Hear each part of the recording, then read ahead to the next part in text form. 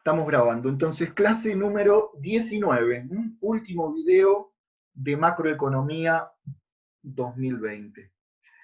Y vamos a ver un esquema, un resumen del último tema que vamos a desarrollar, que es el tema del desempleo.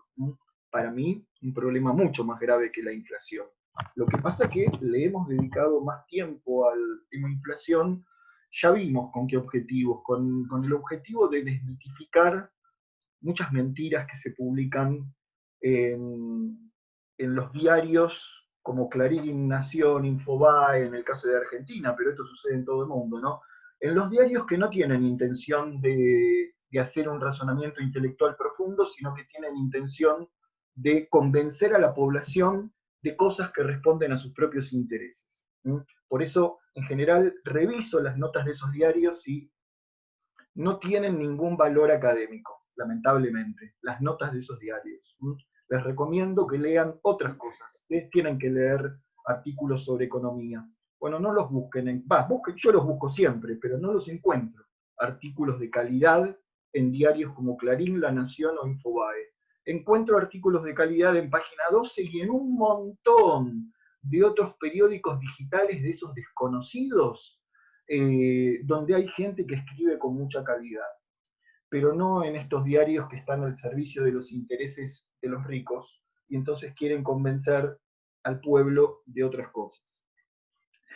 Pero bueno, hemos dejado el tema inflación y pasamos al tema desempleo, que lo que vamos a ver es simplemente cómo se calcula y eh, cuáles son las causas o las clases de desempleo. O sea, los tipos de desempleo se clasifican según sus causas. Empezamos por cómo se mide.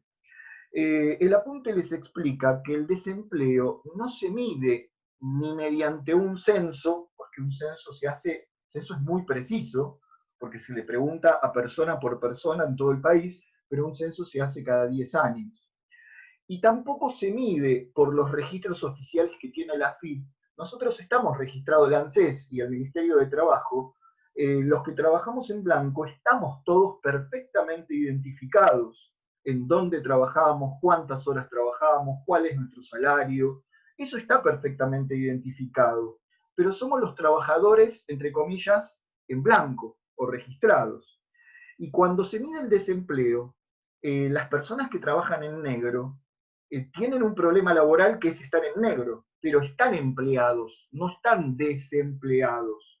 Por lo tanto, no alcanzan esos registros oficiales del ANSES o del Ministerio de Trabajo para ver cuántas personas trabajan en un país y cuántas horas trabajan. Por lo tanto, lo que hace el INDEC, lo que hacen los organismos de estadísticas y censos en todo el mundo es hacer una encuesta permanente de hogares, la famosa EPH, que empieza explicando el apunte, encuesta permanente de hogares. Quizá ninguno de ustedes los han encuestado nunca, pero hay una muestra muy grande y estadísticamente muy rigurosa, con rigurosidad científica, de personas a las que encuestan y que luego se sacan proyecciones representativas de la población. A las personas les preguntan si está trabajando, si no está trabajando, pueden investigar en internet el cuestionario que es muy largo, cuántas horas trabaja, si no trabaja, si está buscando trabajo o ya no lo busca. Y de esa manera clasifican a toda la población, como está explicado en el apunte y en este cuadrito, en principio en dos partes, población inactiva y población económicamente activa, la famosa PEA, población económicamente activa. La población inactiva está formada por aquellos que no trabajan, pero tampoco quieren trabajar. Reitero, la población inactiva está formada por aquellos que no trabajan, pero tampoco están dispuestos a trabajar, ni buscan trabajo, ni mucho menos, y quizá ni siquiera estén en condiciones de trabajar. Puede ser que haya personas en condiciones de trabajar, pero que formen parte de la población inactiva. A ver, un jubilado que no busca otro trabajo, además de cobrar su jubilación, forma parte de la población inactiva. Un menor de edad menor de 16 años, que teóricamente no debería trabajar porque está prohibido, menor de 16, forma parte de la población inactiva. Pero un estudiante de 24 años de edad que no quiere trabajar, no busca trabajo porque se sostiene de otra manera y le dedica su tiempo por momentáneamente al estudio, también forma parte de la población inactiva. Todas las personas que responden que no trabajan, pero no porque no encuentran, sino que no trabajan porque no desean trabajar, forman parte de la población inactiva. Y puede haber salidas y entradas a esa población inactiva, porque de pronto ese estudiante de 24 años que no buscaba trabajo y no deseaba trabajar, al mes siguiente toma la decisión de empezar a buscar trabajo y entonces pasa a formar parte de la población económicamente activa, no es algo estático. Ahora, ¿qué es entonces la población económicamente activa? Está formada, para decirlo en forma simple, por todos los que trabajan, por todos los que trabajamos, o sea que tenemos una ocupación o un empleo, y por todos los que quieren trabajar y buscan trabajo, pero no lo encuentran. Y eso es un desocupado. Un desocupado no es un niño de 12 años de edad, porque alguna gente piensa eso. No lo es. Un desocupado no es un jubilado, un desocupado ni siquiera es un estudiante que no busca trabajo. Para ser desocupado se debe cumplir con la condición de tener la decisión de querer trabajar y buscar trabajo. El que está buscando trabajo y no lo encuentra, se clasifica como un desocupado. Por eso es un problema muy grave la desocupación, porque está afectando a la persona que quiere trabajar y está buscando trabajo y no consigue ese puesto de trabajo. ¿Se entiende hasta ahí?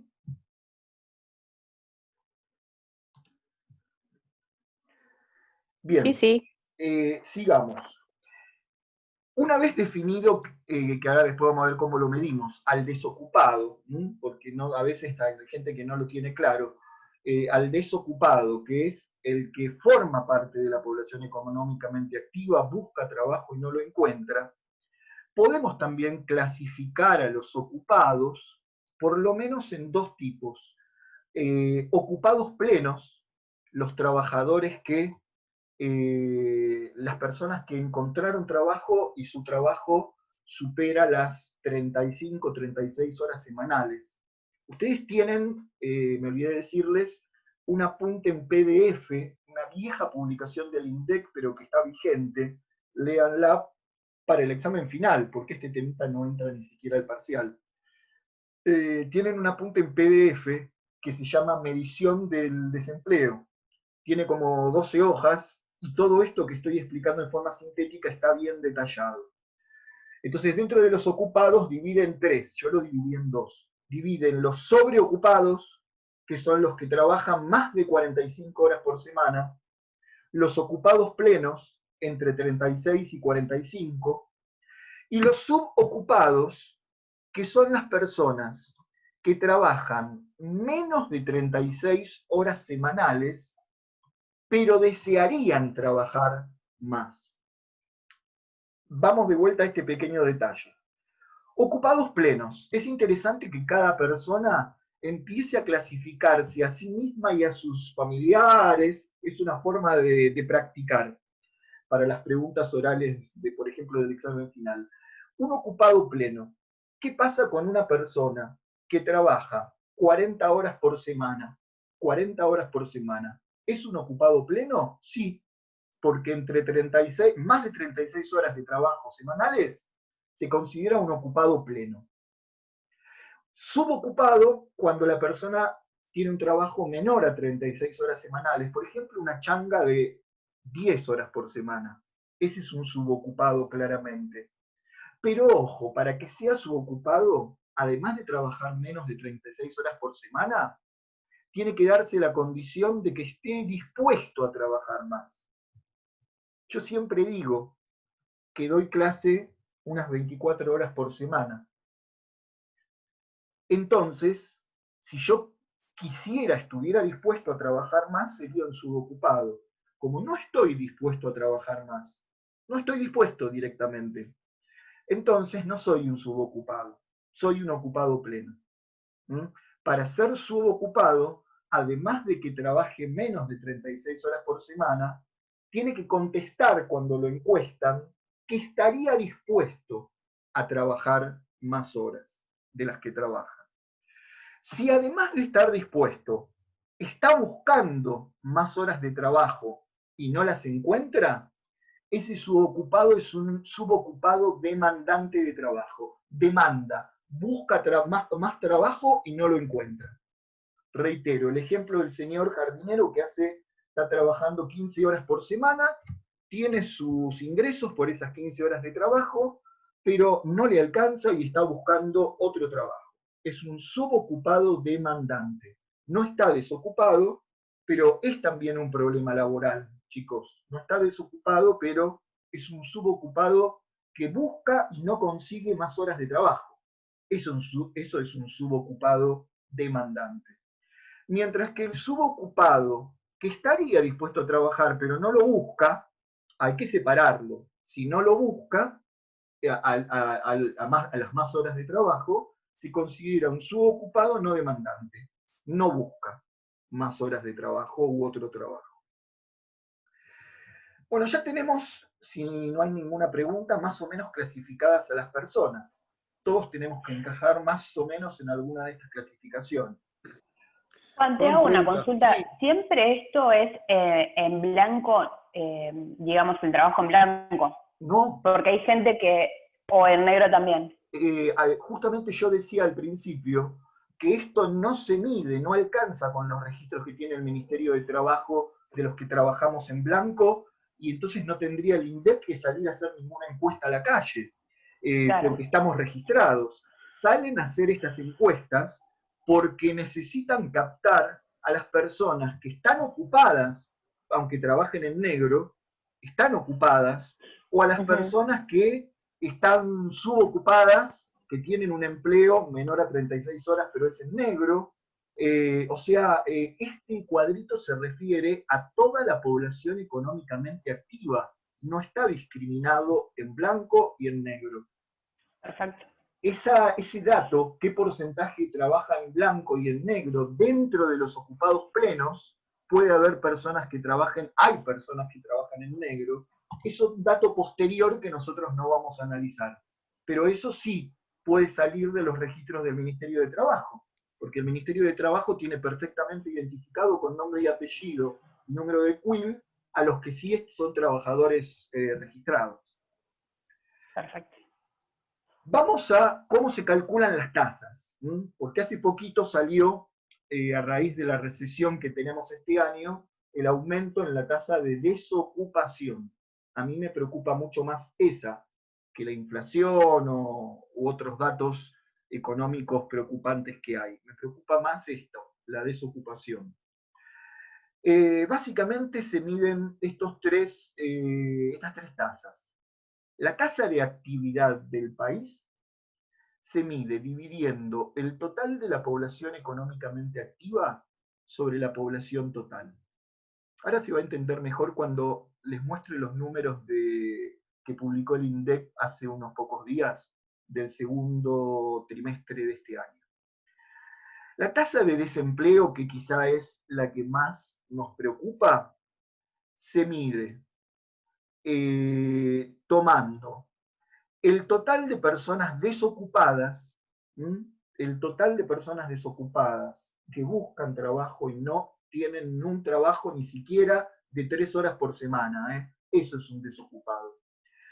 El total de personas desocupadas dividido no por el total del país. Cuando hablamos de desocupación, ese 13% no es del país, es con respecto a la población económicamente activa.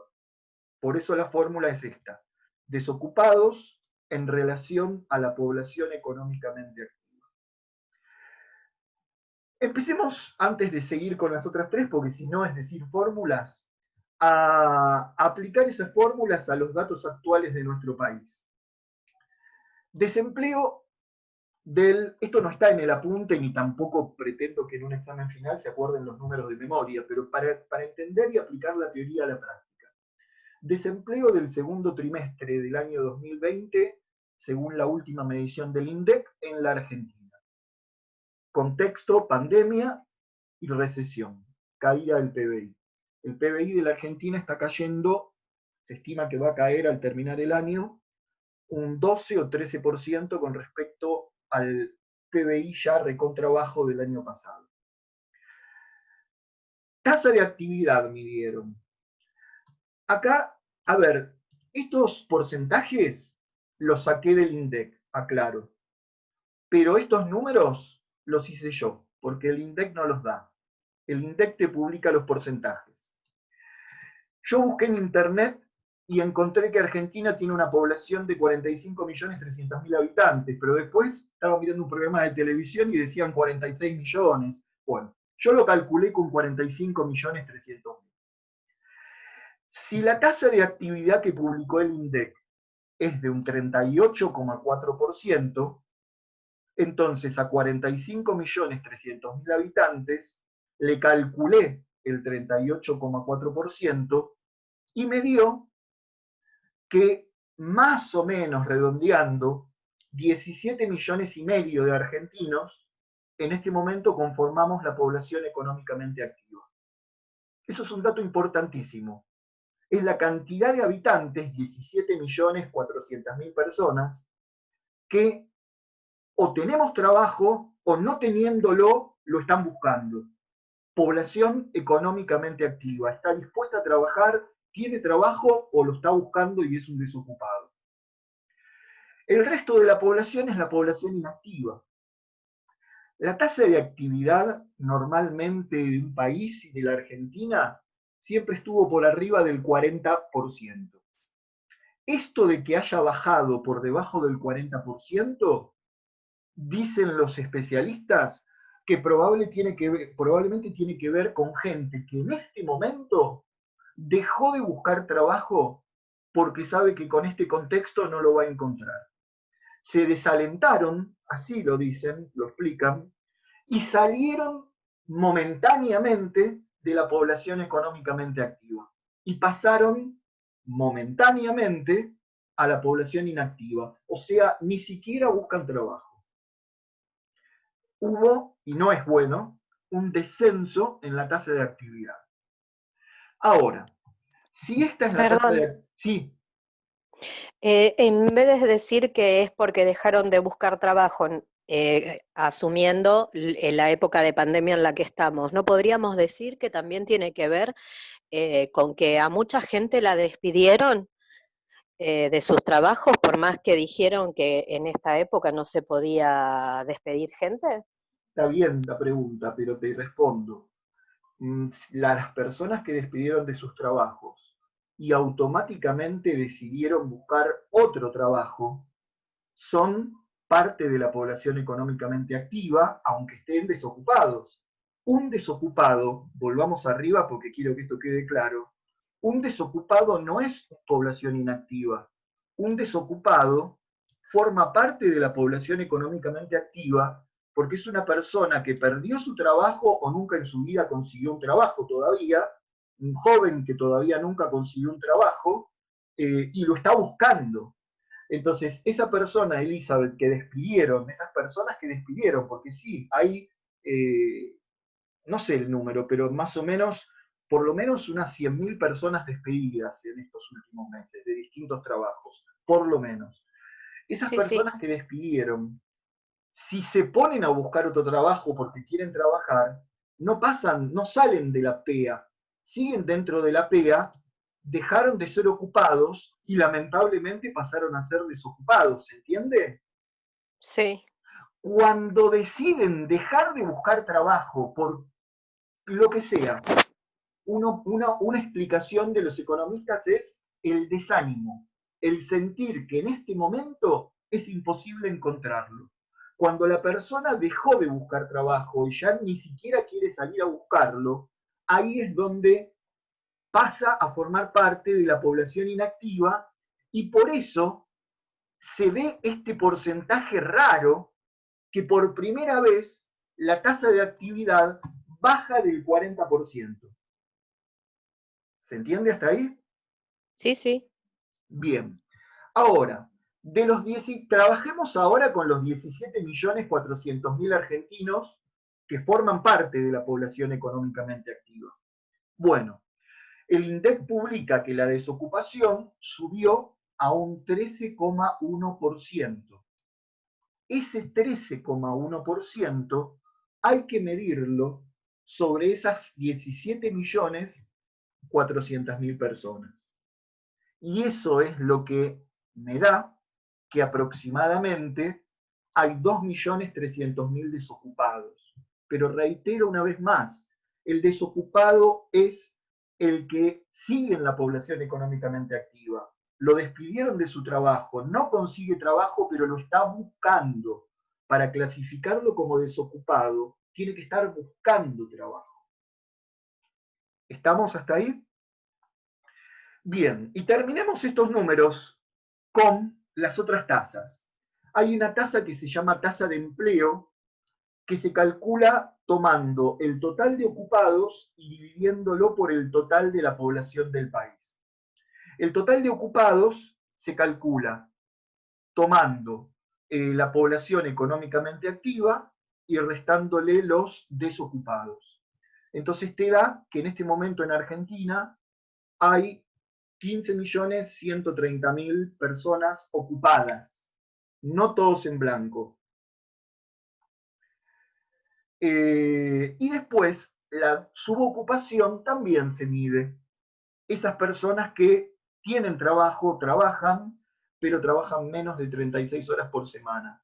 La subocupación demandante se mantiene como antes. Esta no subió. Lo que subió es el desempleo.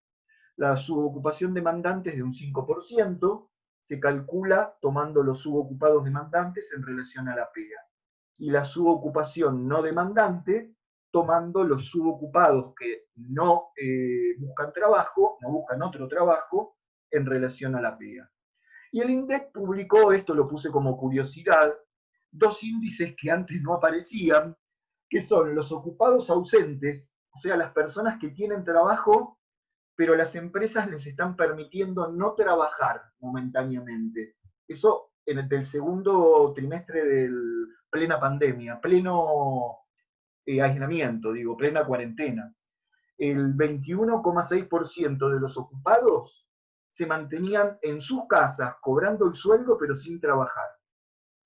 Y el 22% de los ocupados lo estaban haciendo desde su vivienda. O sea, ahí tenés porcentajes de personas ocupadas, pero que no asistían a las fábricas o a las empresas o a las oficinas o a los lugares de trabajo. Estaríamos incluidos los docentes, ocupados, pero trabajando desde la vivienda.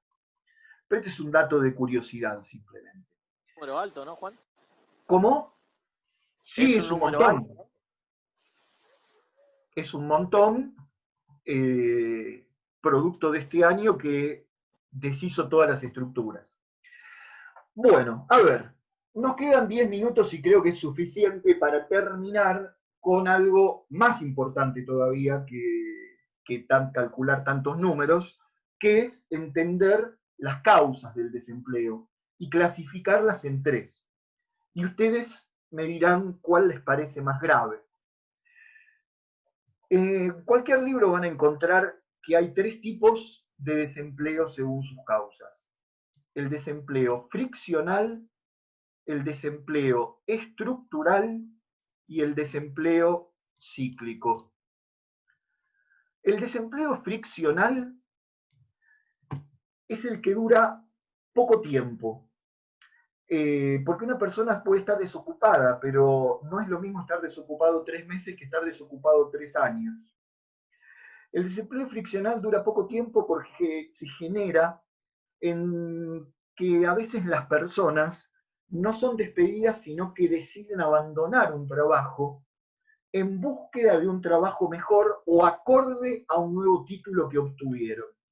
Piensen ustedes si tomaran la decisión de dejar un trabajo que tienen suponete que alguno de ustedes, qué sé yo, es jefe de ventas en Coto y toma la decisión que algún día van a tener que tomar de decir, aunque tengo este trabajo seguro, porque me pagan y hasta estoy en blanco, voy a renunciar porque quiero empezar a buscar horas de clase. Entonces, todo ese periodo de tiempo que tarda hasta encontrar una escuela privada donde tengan un buen número de horas, o la escuela de educación pública donde puedan ser designados, ustedes serían desempleados, porque no tienen trabajo y lo están buscando, es un desocupado. Pero es un desempleo friccional, temporal, generado por decisiones de ustedes de buscar otro tipo de trabajo, o generado por una decisión de mudanza. ¿Mm? Irse a buscar trabajo a otra ciudad del país porque me mudé, por ejemplo. Ese es el desempleo friccional, que se dice que es un pequeño porcentaje que en todo momento existe.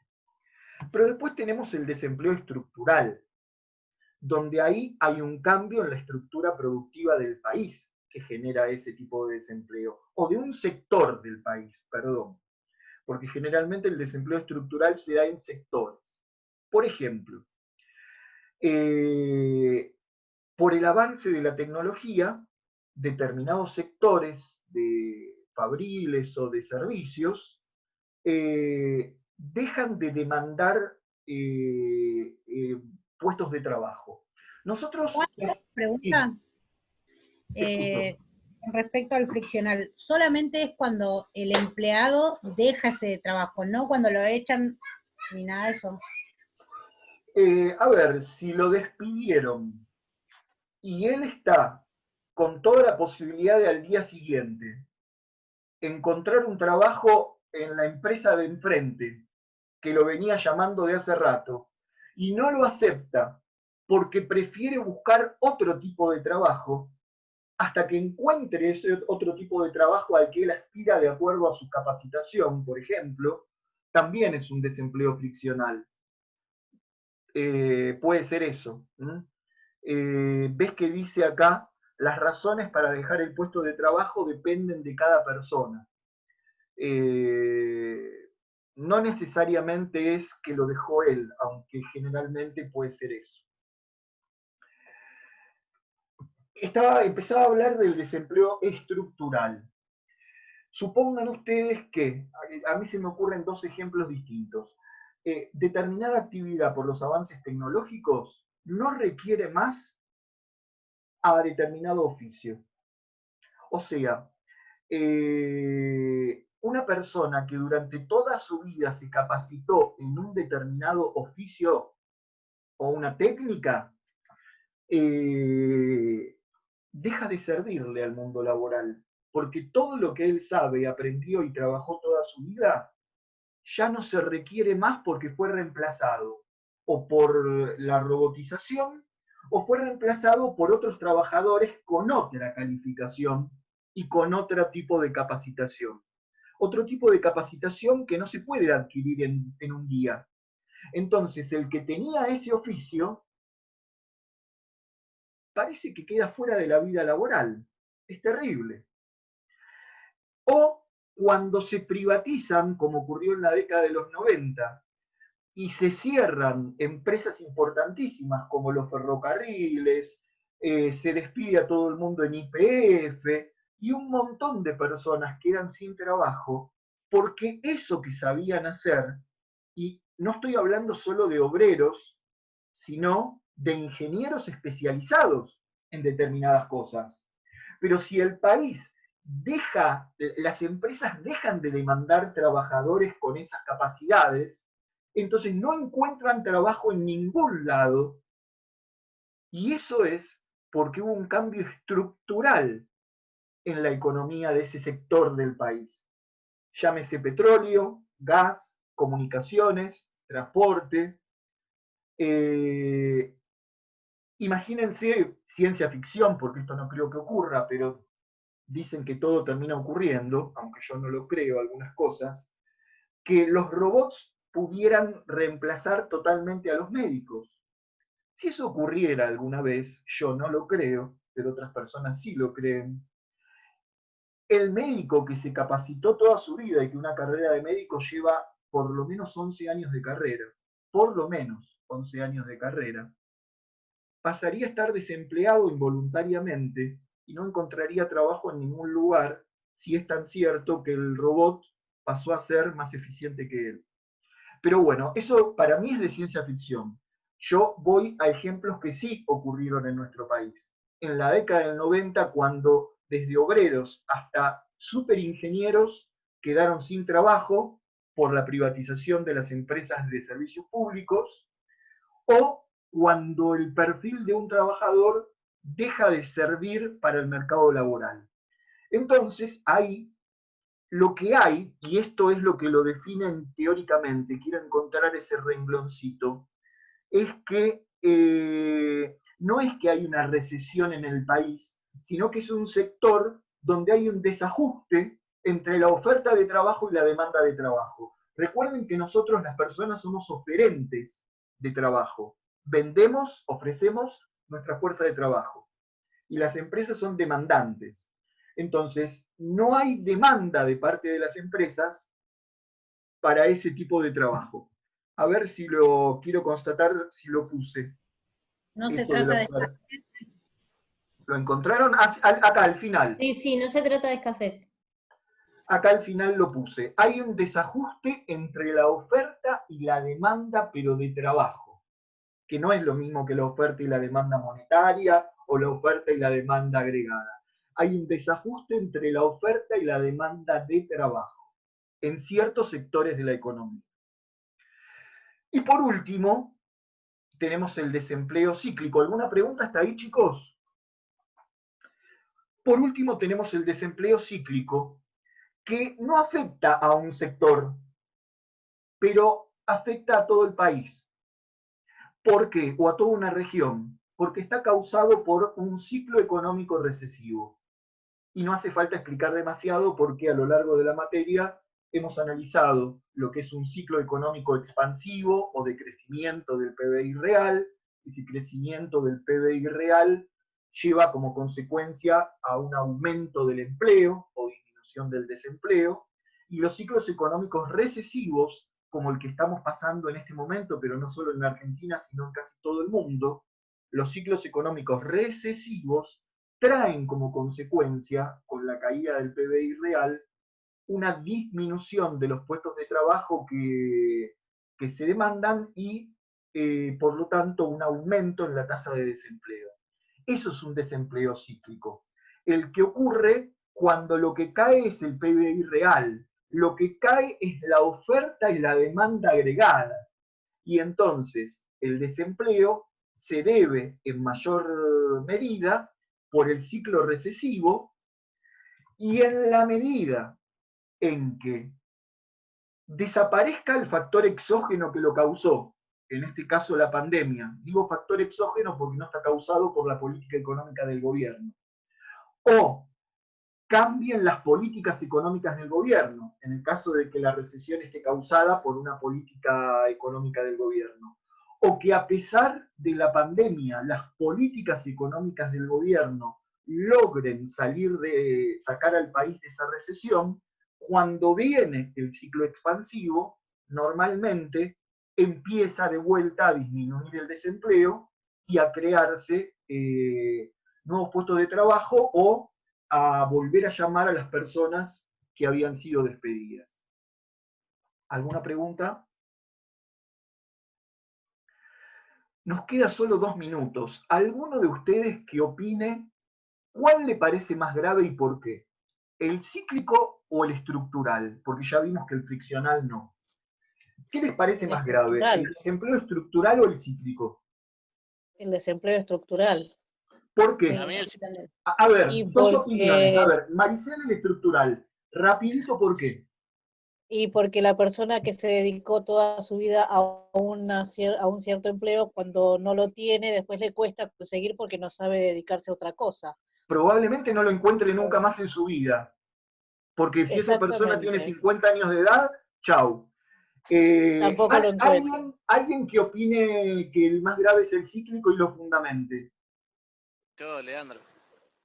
¿Leandro?